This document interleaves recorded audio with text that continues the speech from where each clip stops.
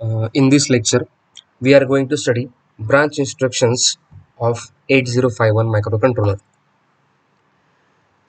Branch instruction of 8051 microcontroller is basically divided, or any branch instruction is divided in two types: jump instruction and call instruction. First of all, in this lecture, we are going to study a difference between jump instruction or difference between jump and the call.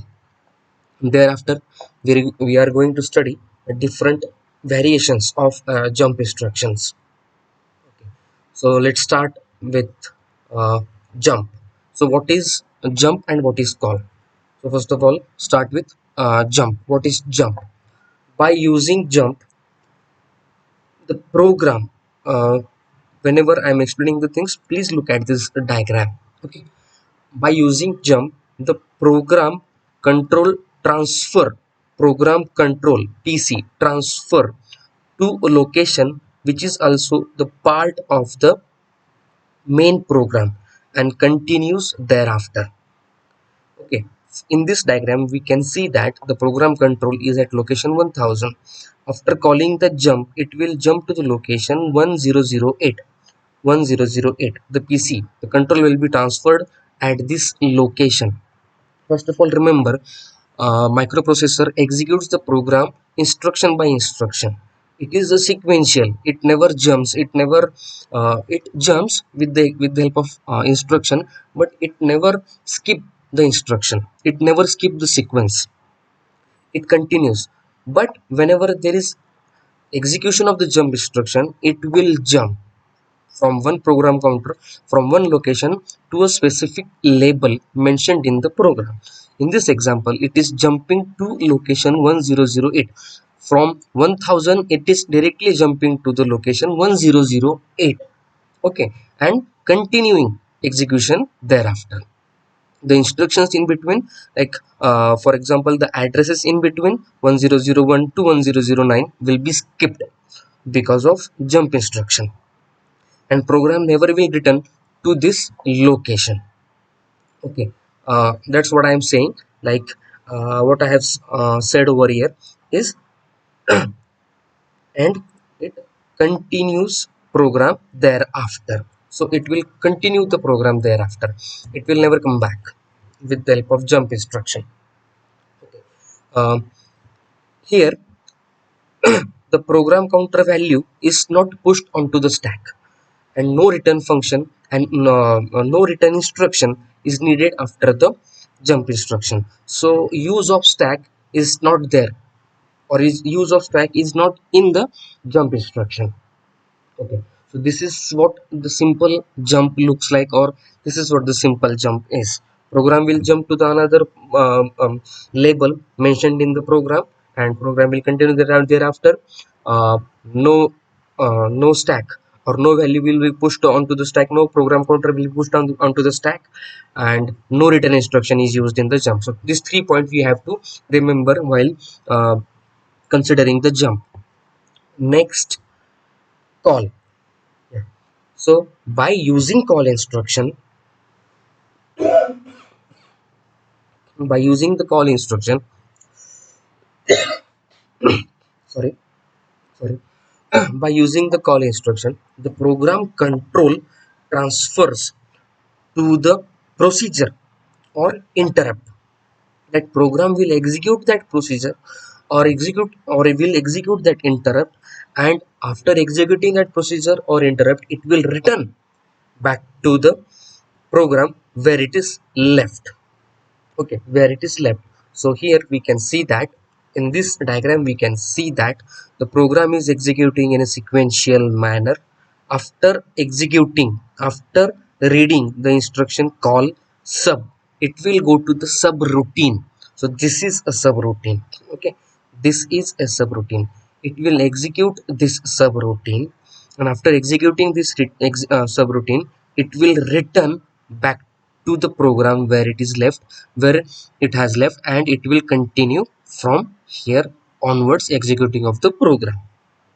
So while going to the subroutine and coming back from the subroutine, there are number of things happens in between. So whenever there is a call sub or call subroutine, call procedure or interrupt, it can be a subroutine, procedure or interrupt. Whenever it is going to the subroutine, it will push the address of the subroutine on the program counter.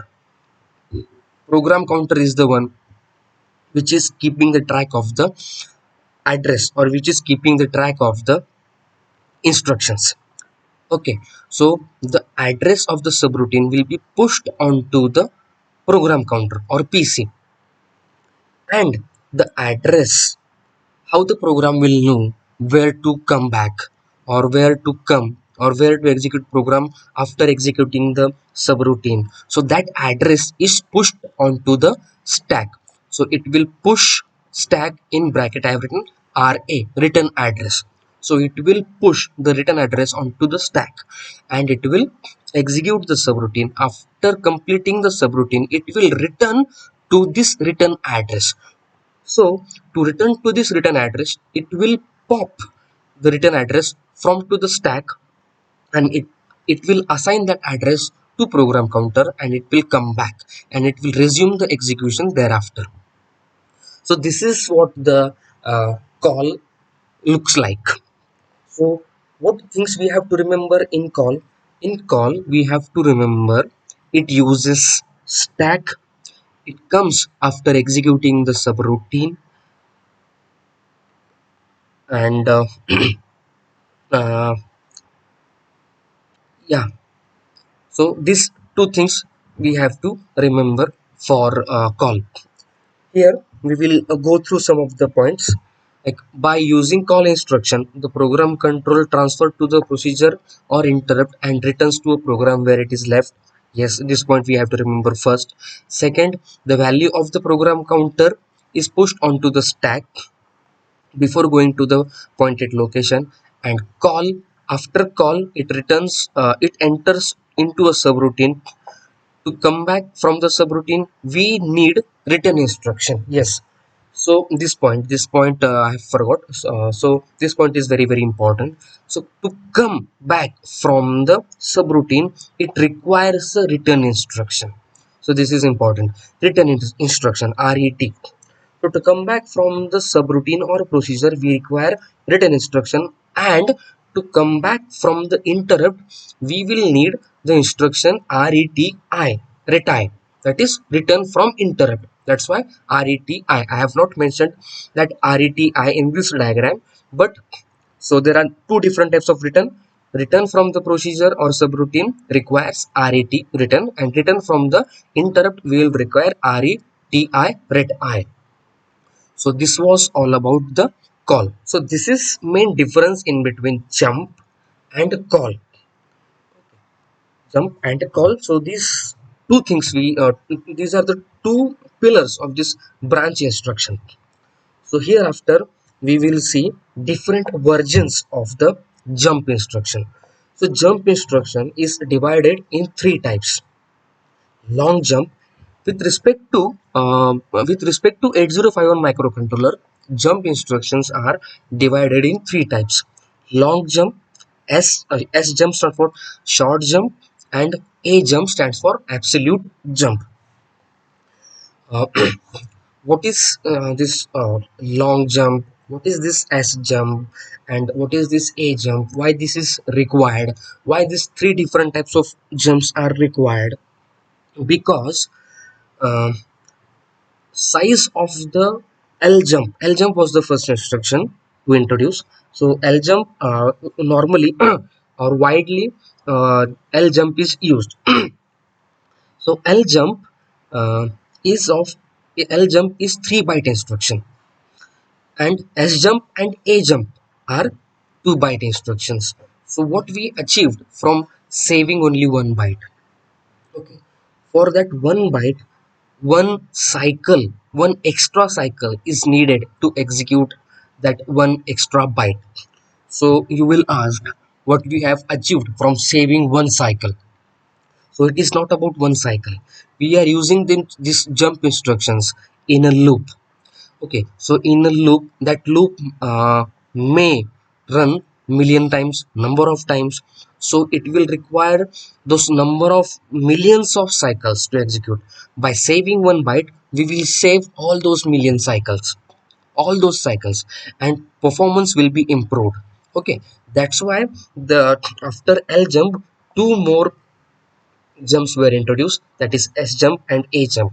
We will see all these L jump, S jump and A jump in detail. So what is L jump? L jump, here we can see that L jump ADDR 16, address 16. So L jump, opcode for ljump is of 1 byte, and opcode for label, that is address 16, is of 2 bytes. As we can see, the address is a 16-bit, it will require 2 bytes. So the range of the long jump in the program is a complete program, whole complete segment, that is of 64 kb, that is of 64 kb. 2 raised to 16 is 64 kb, because we are using 16-bit of address, that's why 2 raised to 16 is 64 kb. The range of the long jump is 64 kb, complete whole in the program.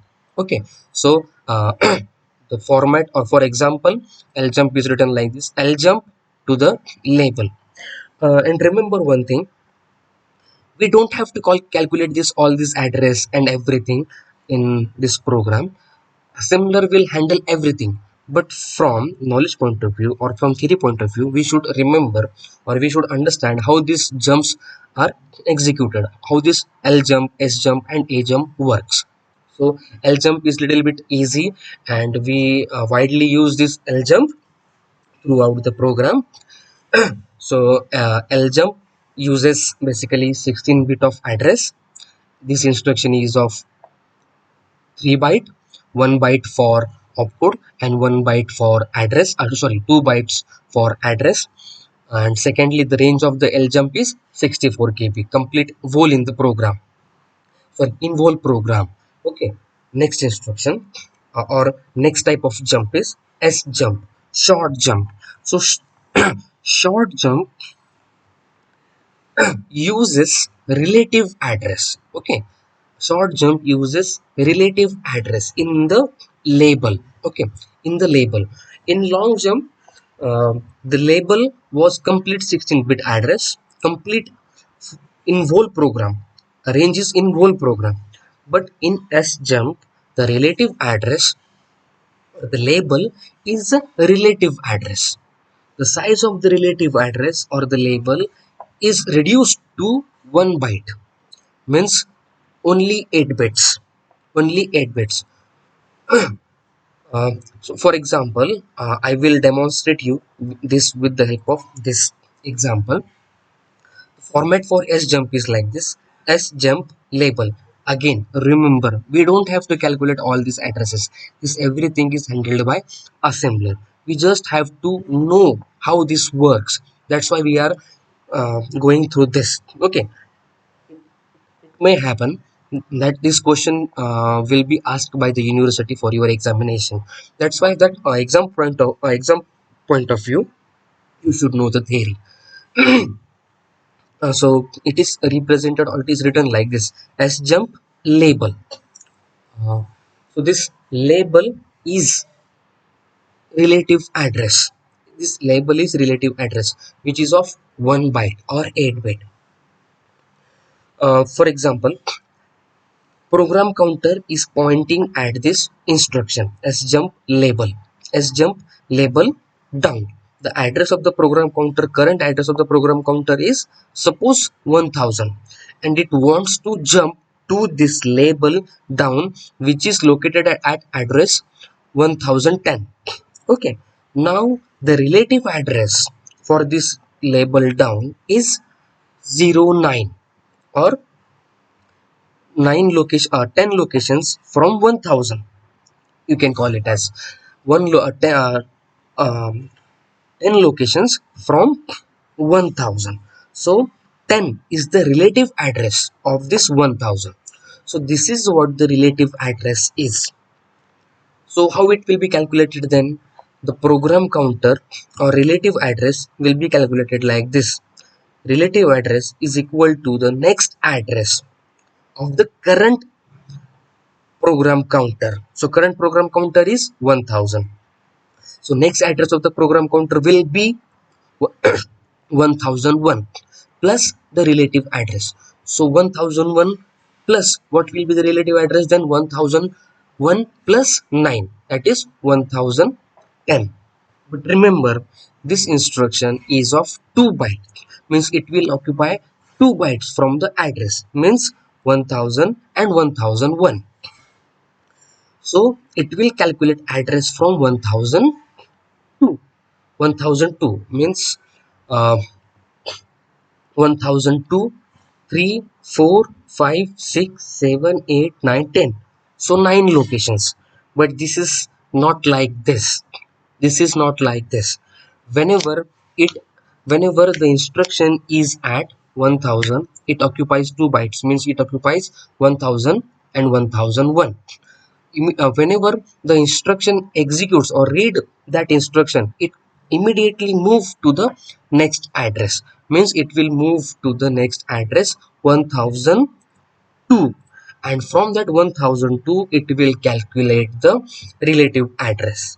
So finally what will be the answer? 1002 and 8 locations from that, means 1002. After 1002 we will calculate 1003, 4, 5, 6, 7, 8, 9, 10, 8 locations. So the final relative address will be PC relative address equal to 1002 plus 8. So this 8 is the relative address, and 8 is the relative address. So theory behind it I have already explained. You can read this also. After reading this you will understand everything. It is little bit, I know it is little bit difficult, confusing, but try to understand. Okay, try to understand. This is little bit easy, don't worry, you will understand. Whenever you will read this 2 3 times you will get to understand everything. I will read one more time for you. It is highlighting points. It is 2 byte instruction. It uses 1 byte for opcode and 1 byte for relative address. PC address of the label is calculated using address of the next instruction, from that instruction relative address. Here sjump label, jump label, this label is in specific address. For example, program counter is pointing to this address. This address is 1000, and want to jump to this label which is at address 1010. So relative address will be from 1000 to 1010. So that will be the relative address. So how the relative address will be calculated? Relative address is equal to next address of the current program counter plus relative address. So current current program counter is at 1000, but the instruction is of 2 byte, so it will occupy 1000 and 1002, and the program counter will jump. After reading this instruction, program counter will jump to location 1002, and after 1002 it will calculate the relative address from the next PC address, that is 1003. So 1002 plus 8 will be the relative address. So in this way the relative address of the sjump is calculated. So we'll move to the next type of jump, that is absolute jump. Now remember this, in this absolute jump the instruction or the jump happens within the page of 2 kilobytes of the size. There are total 8 pages. Okay, 16-bit address, that's why 8 pages. 2 kbs, 8 pages. So jump happens within the 2 kilobytes of the page. So as the jump happens within the 2 kilobytes of the page, or within the within the page, the program counter address or um, opcode address remains, of 5 bits of the opcode remains the same. This instruction is of 2 byte. First of all, first thing to remember, this instruction is of 2 byte. 1 byte for the opcode and 1 byte for the short address. Okay, for short address. Why it is called a short address? Because the jump happens within the page. Jump happens within the page of 2 kilobytes size. Okay, so 1 byte for opcode and 1 byte for short address. As the jump happens within the page, as the jump happens within the page, uh, 5 bits of the opcode remains the same, remains the same, and short address and jump happens according to the short address. So how this new program counter is calculated? So look over here. New program counter is equal to new program counter or PC is equal to 5 bits of the opcode, which remains the same. Remaining 3 bits of the opcode plus short address of 8 bit. For example, we want to jump to the location 1034 within a given page. Okay, within a given page. We will first of all divide this 1034 in two things. So 34 8 bit, 108 bit. So this 10 stands for a page, given page, and 34 is a 8 bit relative or 8 bit short address within that page. So from 10, so from 10, I will write over here how this 10 is represented. 0001 0000 34 0 8421 00113 and 40100. So this is opcode address. This is opcode address and this is short address 34. So we want to jump onto the location 34. Here we want to jump onto the location or onto the short address 34 within this page, within this page, within this page 10. In 10 we want to jump onto this location 34. First of all, remember this. Now in complete this page, these 5 bits will remain the same. Which 5 bits? 0001 and 0. These 5 bits will remain the same. Okay, these 5 bits will remain the same. This 3 bit, this 3 bit, this 3 bit will decide on which relative address to jump. What is that relative address? Means it want to jump on 1134, 1234, 1334, 1434, 1534, 1634, 1734 or 1834. 8 combinations. Okay, 8 combinations total.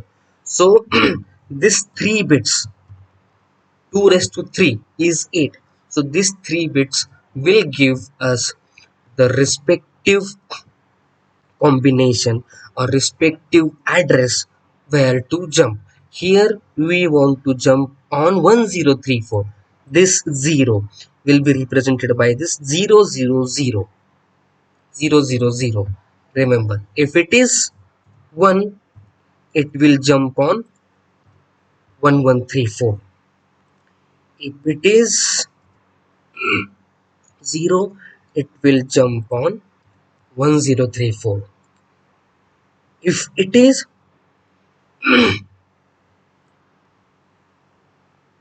1, it will jump on 1234.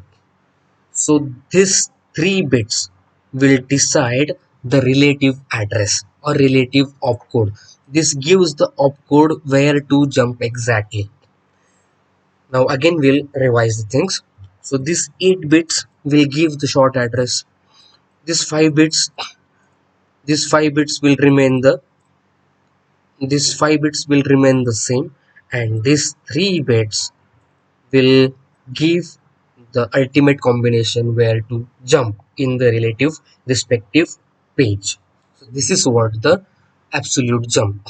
Why it is called as absolute jump? Because this jump happens within the page of 2 kilobyte size. That's why. I hope you understand. If any doubt regarding this absolute jump, you can, or if you have any doubt regarding this absolute jump, short jump, and long jump, you can post in the comments. I will definitely try to solve your problem, your doubt, your query. Okay. So remaining part is very easy. So rest of the part is regarding different versions of the jump. So next instruction is jump at the rate a plus dptr. So this is of type index addressing mode. So this is indexed jump. It will check the value of a, will add the value with value of dptr. What will be the value of this addition? It will jump to the specific location pointed by this a plus dptr. Next instruction, jump if 0 to the relative address. Okay, JZ stands for jump if 0 to respective label. uh, when here in 8051 microcontroller, it will not check the zero flag, it will check the accumulator. When the value of the accumulator a register is 0, then only it will jump to a respective label, otherwise it will ignore. For example, JZ label, jump if 0 to respective label. Next, jump if not 0, JNZ stands for jump if not 0 to the label. It will check the value of the accumulator. If it is not 0, then it will jump to the respective label. Next is, for example, JNZ label. Next instruction, CJNE. Now we will check the different combinations of CJNE. Okay, yeah. CJNE. But first of all, CJNE stands for compare and jump if not equal. It will compare the two values, and if the two values are not equal, then it will jump to a respective label. Here in this case, it will compare the values at the address, 8-bit address, and value at accumulator. If the value is same, it will, if the value is not equal, then it will jump to the respective label.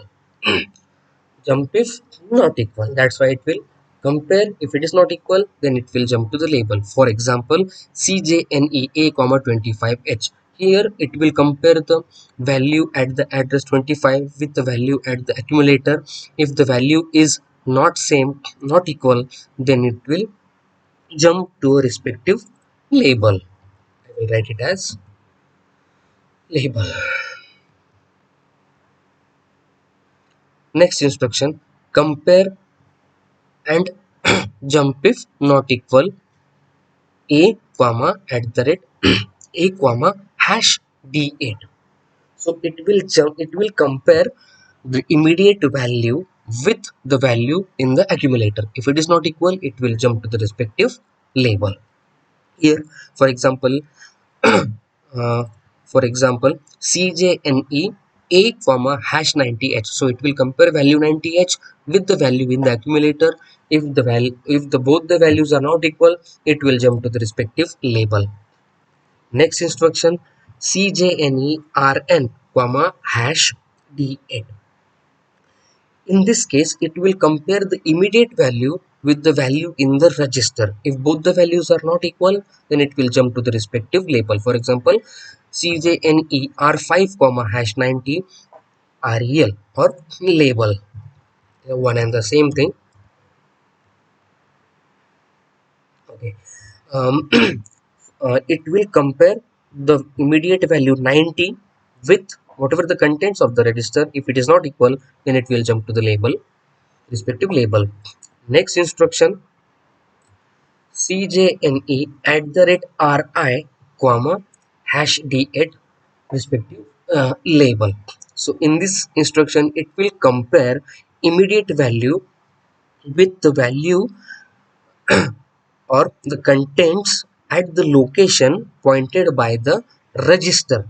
If the uh, if both the values are not equal, if it will jump to the respective label. Okay, CJNE R5, comma hash 90 h, respective label. Here value 90h will be compared with the contents at the memory location pointed by R5. If both the contents or both the values are not equal, it will jump to the respective label. Yes.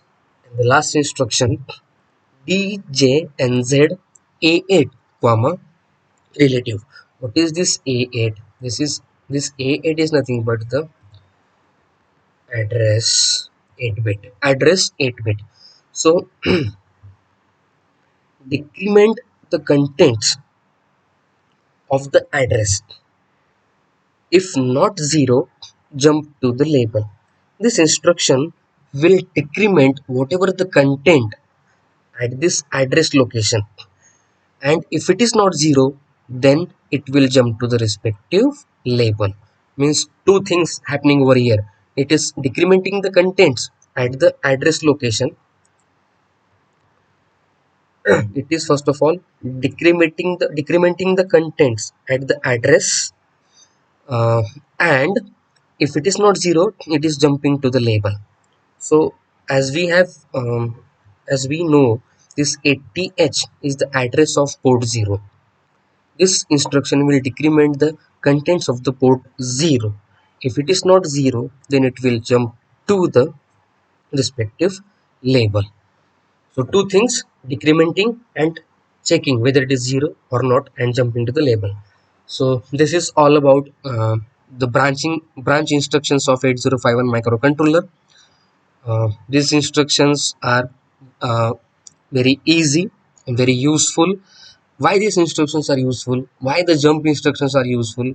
Because these instructions help us to create the loops. Okay, it saves our time. That's why these jump instructions are very useful. And from this lecture, two things we have to understand, that uh, types of jump or difference between jump and a call. Okay, jump and a call, and different types of jump: long jump, short jump, and absolute jump. These three different types of jump we have to understand carefully, because this question can be asked in a university examination. So this is important from the university point of view, examination point of view. That's why difference between call and jump, different types of jump: long jump, short jump, and absolute jump. Then different versions of the jump. Why these jump instructions are useful? To create a loop. So this is all about this branching instructions of the 8051 microcontroller.